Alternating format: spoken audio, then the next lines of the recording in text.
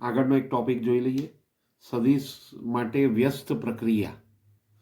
ત્રણ અસમતલીય સદિશો એ બાર બી બાર સી બાર માટે એ બાર ડેશ બરાબર બી ક્રોસ સી અપોન બોક્સમાં એ બી સી હોય, બી બાર ડેશ બરાબર C cross A upon A B C હોય અને સી ડેશ બરાબર A cross B upon A B C હોય, તો A dash B dash C ડેશને એ બી સી માટે વ્યસ્ત પ્રક્રિયાના સદિશો કહેવાય છે. આ નિયમ યાદ રાખજો અને એના ઉપરથી એક બે એના ગુણધર્મો છે એ પણ આપણે ધ્યાન રાખીશું કે આ ગુણધર્મો છે એ પણ આપણા કામના છે. તે પરથી એ ડોટ એ ડેશ લઈએ તો a dot b cross c થાય એટલે અપોન એ બી સી, એટલે આ રીતે બોક્સમાં એબીસી ને બોક્સમાં એબીસી નીચે મળે એટલે એ કેન્સલ થાય તો 1 આવી જાય. અને એ ડોટ બી ડેશ બરાબર એ ડોટ સી ડેશ બરાબર B dot C dash B dot A dash, એ રીતે કરીને બધા માટે 0 લઈ શકાય છે. અને બોક્સમાં એ બી સી લઈએ અને અહીંયા બોક્સમાં a dash B dash C dash લઈએ, એમનો ગુણાકાર છે હંમેશા 1 થશે. 38મો દાખલો છે. એ બાર બરાબર માઇનસ આઈ પ્લસ જે પ્લસ કે, બી બાર બરાબર આઈ માઇનસ જે પ્લસ કે અને સી બાર બરાબર આઈ પ્લસ જે માઇનસ કે હોય તો એના માટે વ્યસ્ત પ્રક્રિયાનો ગણ મેળવવાનો છે. તો સૌથી પહેલા આપણે શું શોધવું પડે? A cross B, B cross C અને સી ક્રોસ એ, આ ત્રણ વસ્તુ મેળવવું પડે. બરાબર. એ ક્રોસ બી આપણે જાણીએ છીએ કઈ રીતે મેળવવું એ.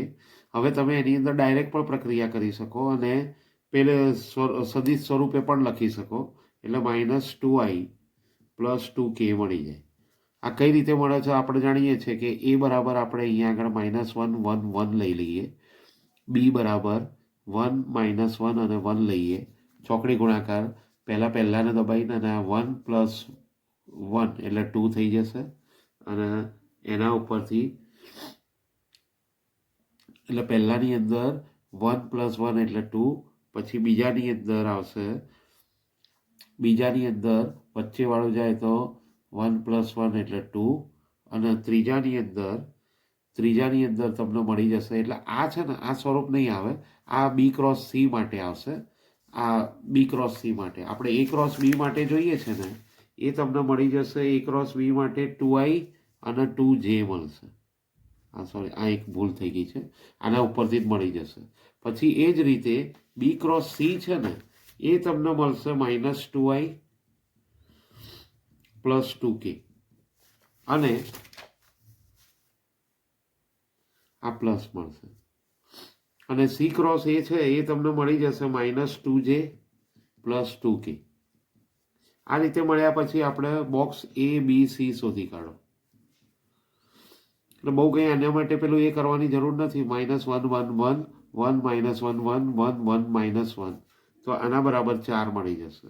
આના ઉપરથી એ ડેશ કરીએ તો એ તમને B cross C upon box A B C મળે છે. તો બી ક્રોસ સી આ રહ્યું એટલે -2i + 2k અપોન 4, એટલે કે આ 4 વડે ભાગીએ એટલે 1/2 -i/2 ને +k/2 એ રીતનું મળી જશે. અથવા 1/2 લઈએ તો -i + k મળી જાય. આ જ રીતે બી બાર ડેશ છે એ તમને મળી જશે C cross A upon A B C. તો આનાથી પણ તમને સી ક્રોસ એ છે આ રહ્યું -2i એટલે 2 કોમન નીકળી જાય એટલે સીધું જ હું લખું છું 1/2 - j + k મળશે. પછી સી ડેશ બરાબર તમને મળી જશે એ ક્રોસ બી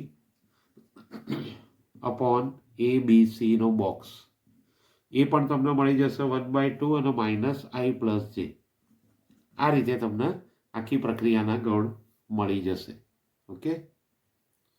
39મો દાખલો છે. એ બી સી અને A dash B dash C dash એ વ્યસ્ત પ્રક્રિયાના સદિશો બનાવતા હોય તો A dash cross B dash plus B dash cross C dash plus C dash cross A dash બરાબર a + b + c અપોન બોક્સમાં એ બી સી મેળવવાનું છે. હવે આના માટે સૌથી પહેલાં A dash cross B dash મેળવવું પડે. આના માટે એ ડેશ છે એની જગ્યાએ બી ક્રોસ સી લેવાય પ્લસ એટલે બી ક્રોસ સી અહીંયા આગળ B plus C cross C plus A આવશે, આ રીતનું સ્વરૂપ આવશે. અને અપોનમાં તમારે જે છે એ બી અને સી આનો સ્ક્વેર આવી જશે. આ જ રીતે આનું સાદરૂપ આપીએ તો તમને મળી જશે બી પ્લસ સી. એટલે આ છે ને અહીંયા આગળ સાદરૂપ આપવા માટે અહીંયા સ્વરૂપ ગોઠવીએ. આને ફરીવાર લઈએ છે, A cross A dash cross B dash લઈએ ને તો એ તમને મળે બી ક્રોસ સી, અને ક્રોસ બી છે એટલે સી ક્રોસ એ મળે, અને અપોનમાં બોક્સમાં એ બી અને સીનો સ્ક્વેર મળે. હવે આની અંદર 4 સદીશોનું અંતર્ગુણન બહિર્ગુણન થઈ ગયું, પણ આપણે એના માટે જો જોઈએ તો આની અંદર કોઈ પણ એક સદીશના આપણે બી ક્રોસ સી છે એને યુ ધારી લો, એક્સ ધારી લો કોઈ પણ, તો એના ઉપરથી 132 માઇનસ 123 વાળું સૂત્ર લગાવીએ તો એ આ રીતે આવે, B cross C dot A into C bar minus B cross C dot C into A bar, અને અપોનમાં આ તો એમનું એમ છે જ, એ બાર બી બાર સી બારનો સ્ક્વેર તો છે જ એટલે બોક્સમાં. હવે આ પેટી ગુણન થઈ ગયું એટલે એ બોક્સમાં બી સી એ એટલે તમને બી સી એ આ રીતે મળી જશે અને સી બાર મળશે.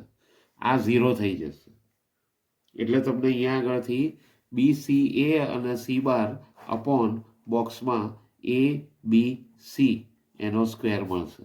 હવે આ બંને સરખા જ કહેવાય. આપણે જાણીએ છીએ કે એ બી સી લઈએ, બી સી એ લઈએ કે સી એ બી લઈએ, એનાથી બોક્સ મળે એ બધા સરખા થાય છે. તો એના ઉપરથી આપણે જોઈએ તો આ બંને એક એક ઉડી જશે. એટલે તમને આનો છેલ્લો જવાબ C bar upon A B C મળશે. બરાબર છે. આ જ રીતે B cross C B dash cross C dash મેળવો. B dash cross C dash બરાબર A dash upon box A B C મળશે. અને છેલ્લે સી ડેશ ક્રોસ એ ડેશ બરાબર B upon box A B C મળશે. તો આના ઉપરથી આ ત્રણેયના પરિણામ 1 કહી દો, 2 કહી દો, 3 કહી દો. 1 + 2 + 3 કરીએ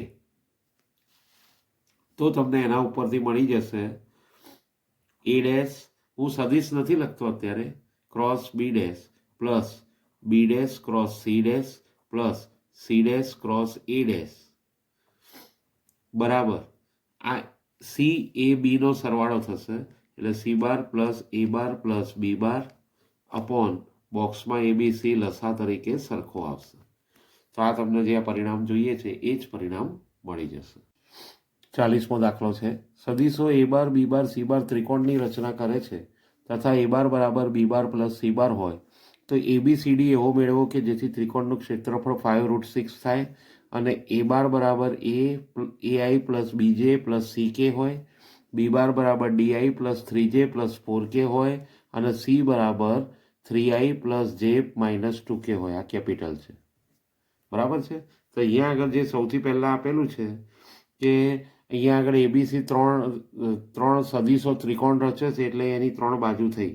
હવે અહીંયા આગળ એ બાર છે એ તમને આપી દીધેલું છે AI plus BJ plus CK, પછી બી આપેલું છે DI plus 3J plus 4K અને સી આપી દીધેલું છે 3I plus J minus 2K.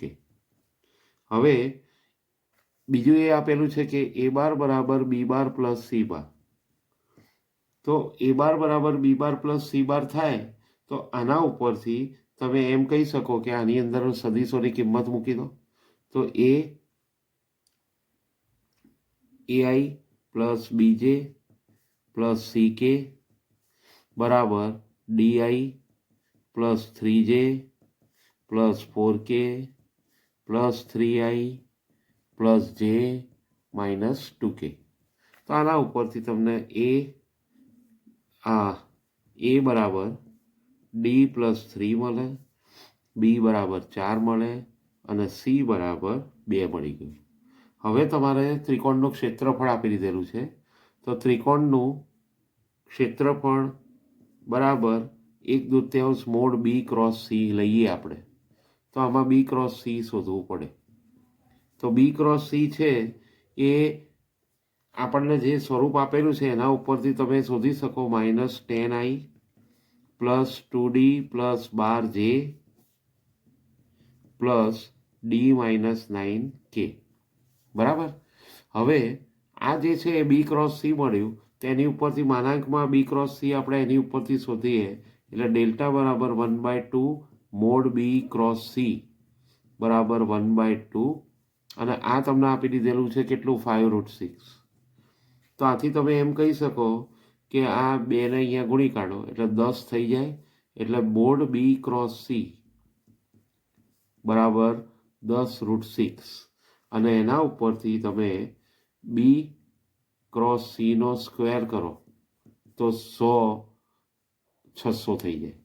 અને આ બી ક્રોસ સી એટલે આનું સીધું આનું માનાંક કરી એટલે અહીંયા સીધું મળી જશે. એટલે એ મળશે 100 + 2d પ્લસ 12નો સ્ક્વેર પ્લસ ડી માઇનસ 9નો સ્ક્વેર બરાબર 600. હવે આનું સાદુરૂપ આપો એટલે તમને શું મળી જાય? ડી મળી જાય. બરાબર છે.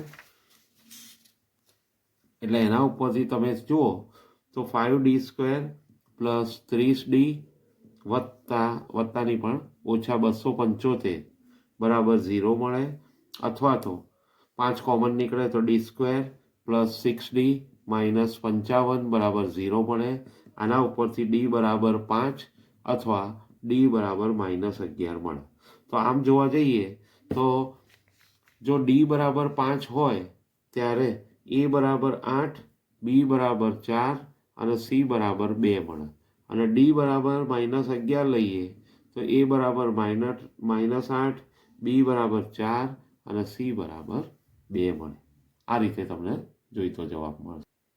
ચલો 10મું ચેપ્ટર છે એના પછી હવે 11મું ચેપ્ટરનો પહેલો દાખલો લઈએ. જો રેખાઓ 1 - x/3 બરાબર 7y - 14/2p બરાબર z - 3/2 અને 7 - 7x/3p બરાબર y - 5/1 બરાબર 6 - z/5 પરસ્પર કાટખૂણે છેદે તો પી મેળવવાનો.